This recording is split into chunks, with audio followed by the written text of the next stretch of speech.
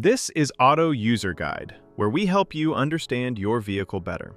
Today we are covering all information related to major engine services for the Honda CR-V 2017 to 2022 models.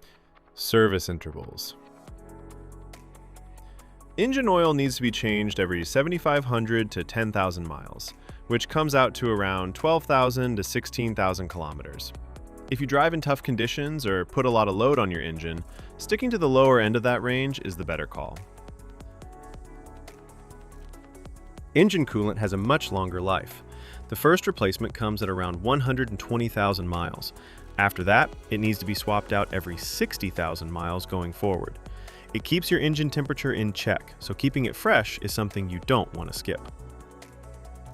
Brake fluid should be replaced every 3 years, or somewhere between 30,000 and 45,000 miles, whichever one comes first. Over time, it absorbs moisture, and that slowly reduces how well your brakes respond. Engine oil. Engine oil capacity. Alright, so when it comes to engine oil capacity, the amount your car needs depends on the size of its engine. Not every engine drinks the same. If your car runs a 1.5-liter turbocharged engine, the total oil capacity, including the filter, is 3.7 US quarts, which comes out to about 3.5 liters. That's your number every time you do an oil change. Now, if your car has a bigger 2.0-liter hybrid engine, it's going to need a little more. The capacity there, again, including the filter, goes up to 4.0 US quarts, or roughly 3.8 liters. Recommended engine oil. Now let's talk about which engine oil you should be using. The recommendation is to go with a genuine engine oil, or any good quality commercial engine oil, if it matches the right type and viscosity for the temperature in your area. That last part matters more than people realize. The oil that works well in a cold climate isn't always the best choice for somewhere hot, so always check the viscosity chart and pick accordingly. On the topic of synthetic oil, you can use it. Synthetic motor oil is perfectly fine as long as two things check out. It carries the API certification seal, and it matches the viscosity grade your engine calls for. If both boxes are ticked, you're good to go. Change engine oil and oil filter. Before anything else, change your oil and filter based on the maintenance message that shows up on your driver information display. That message is your reminder. Don't ignore it. Here's how the full process goes. Step 1. Start the engine and let it run until it reaches its normal operating temperature. Once it's warmed up, turn it off. Warm oil drains out much more easily than cold oil. Step 2. Open the hood and take off the engine oil fill cap. This helps the oil drain smoothly by allowing air in. Step 3. Get under the car and locate the undercover. Remove the Phillips head screws and slotted head screws by turning them 90 degrees counterclockwise. Then pull the undercover off. Step 4. Find the drain bolt at the bottom of the engine. Remove it along with the washer and let the old oil drain completely into a container placed underneath. Step 5. Remove the oil filter and let any remaining oil inside it drain out as well. Set it aside for proper disposal. Step 6. Before putting on a new filter, check that the old filter gasket didn't stick to the engine's contact surface. This is a small but important check. A leftover gasket can cause an oil leak. Step 7. Clean the contact surface on the engine block, wiping away any dirt or dust. Then install a fresh oil filter. Step 8.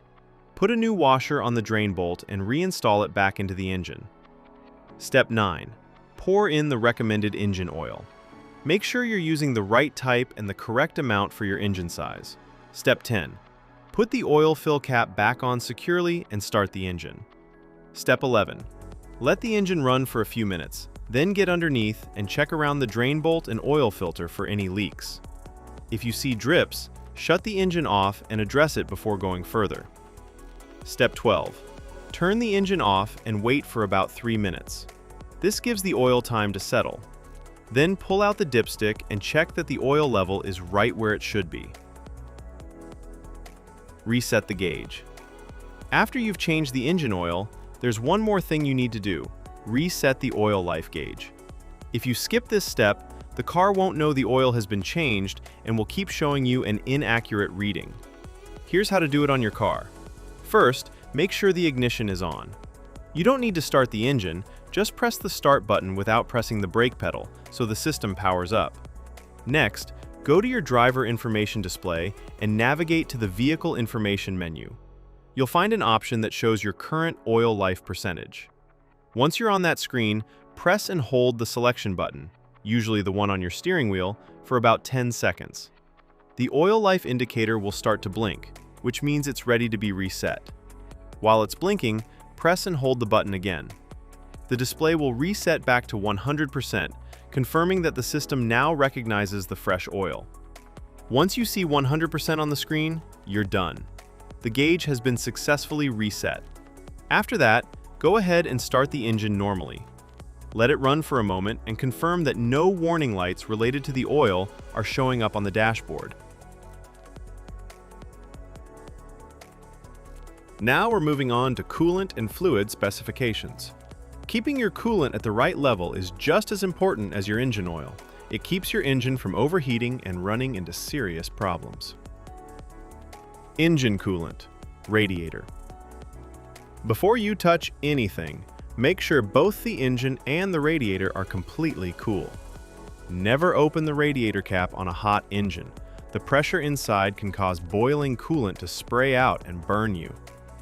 Once everything is cool, place your hand on the radiator cap and turn it just 1/8 of a turn counterclockwise. This releases any built-up pressure inside the cooling system. Give it a moment to settle.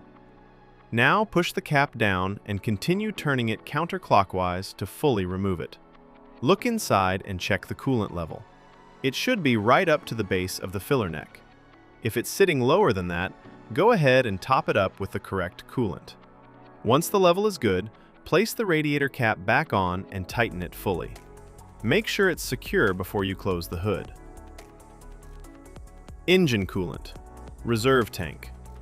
Again, before checking anything, make sure the engine and radiator have cooled down completely. Now locate the reserve tank. It's a small, translucent container usually sitting near the radiator. Look at the side of the tank and check where the coolant level sits.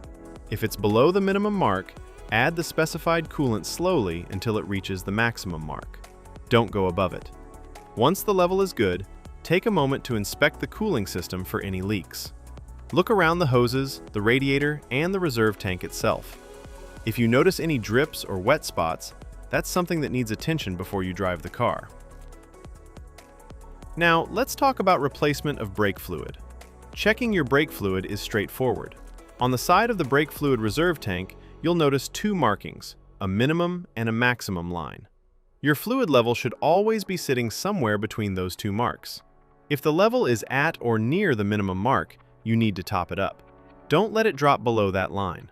Low brake fluid can affect how your brakes respond, and that's not something you want to find out about while you're driving. At the same time, don't overfill it past the maximum mark either. Just keep it in between and you're in good shape. One thing worth mentioning for those driving a manual transmission model, your brake fluid reserve tank also takes care of the clutch fluid. It's the same tank serving both systems. So, as long as you're keeping the brake fluid level between the minimum and maximum marks like we just discussed, you don't need to check the clutch fluid separately. It's already covered. Tire rotation schedule.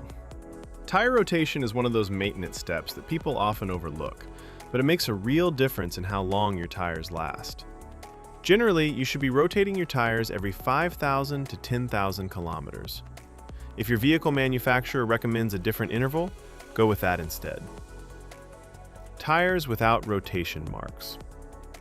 The diagram on screen shows the rotation pattern for tires without rotation marks. These are also called non-directional tires. Because they don't have a fixed direction of rotation, you have more flexibility in how you rotate them.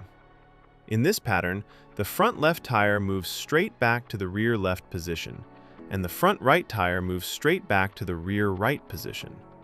Then, at the next rotation interval, the rear tires cross over, the rear left moves to the front right, and the rear right moves to the front left. This cross-rotation method spreads the wear more evenly across all 4 tires, which helps them last longer overall. Tires with rotation marks. The diagram on screen now shows the pattern for tires with rotation marks, commonly known as directional tires. You'll notice an arrow on the sidewall of these tires, and that arrow tells you which direction the tire is meant to spin. It only works one way. Because of that, you can't cross these tires from one side of the vehicle to the other. The rotation here is simpler. Tires just swap between front and rear on the same side. The front left goes to the rear left comes up to the front left, and the exact same thing happens on the right side. It's a straightforward swap, just without the crossing over that you do with non-directional tires. Now let's talk about the fuel tank capacity. Your fuel tank holds a total of 14 US gallons, which is equal to 53 liters. Thanks for watching this video. I really hope it helped you understand things a little better. If you found it useful, give it a like. And if you haven't subscribed yet, hit that subscribe button so you don't miss the next one. Drop your thoughts or questions in the comments below. I'd love to hear from you. It genuinely means a lot.